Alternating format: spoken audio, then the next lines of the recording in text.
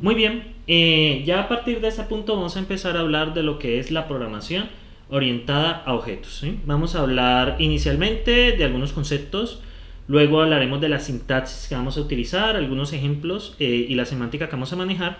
Y vamos a manejar dos implementaciones en nuestro curso, una implementación simple que es la que utiliza C++ y una de objetos planos que es la que utiliza Java internamente. Muy bien.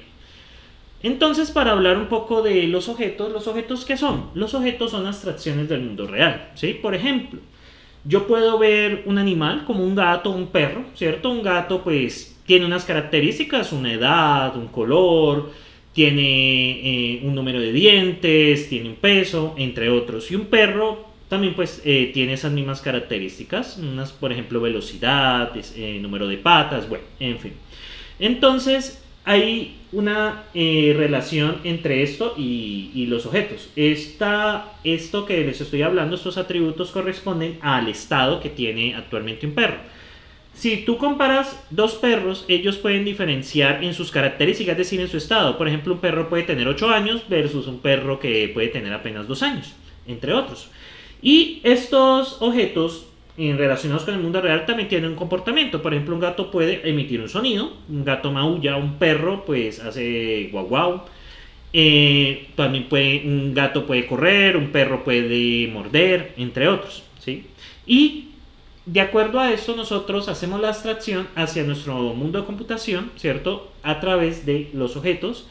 Y la programación con estos objetos es conocida como programación orientada a objetos. Recuerden que la programación orientada a objetos es uno de los pilares fundamentales de su formación, cosa que ustedes deben tener de presente.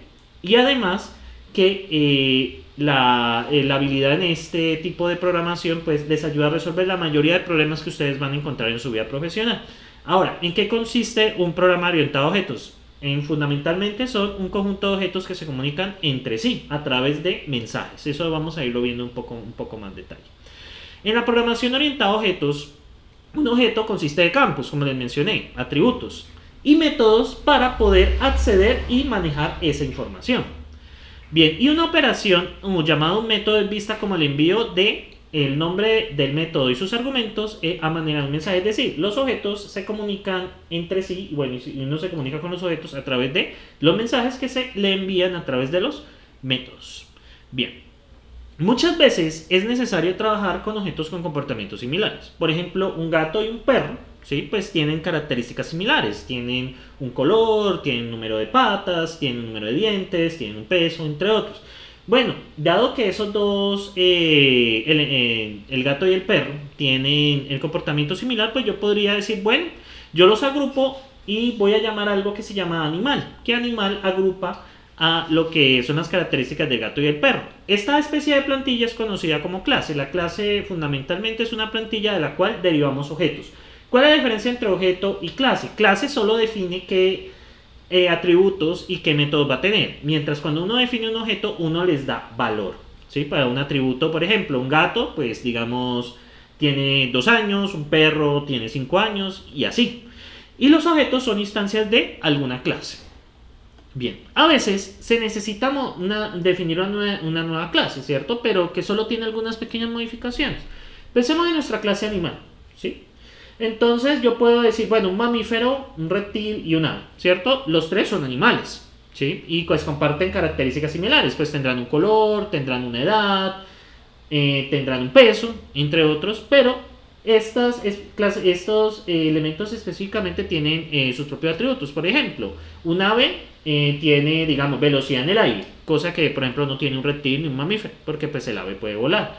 O un mamífero puede tener número de crías, ¿cierto? Que tiene mediante parto, cosa que pues ni las aves ni los reptiles tienen, y así.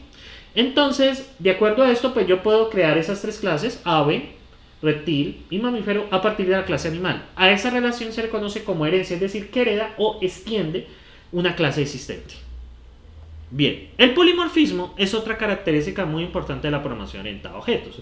Hay varias formas de verlo. Lo primero es, en el caso de herencia, yo puedo modificar el comportamiento de ciertos métodos. Por ejemplo, si hay un método que que digamos hace la suma en dos números, digamos que en una implementación yo podría considerar una suma binaria y en otra implementación yo podría considerar una suma de decimales, por ejemplo. Entonces varía el comportamiento del mismo método de acuerdo a la clase que estamos manejando. También el polimorfismo se refiere a métodos cuyo comportamiento cambian de acuerdo a los datos que ustedes manejan.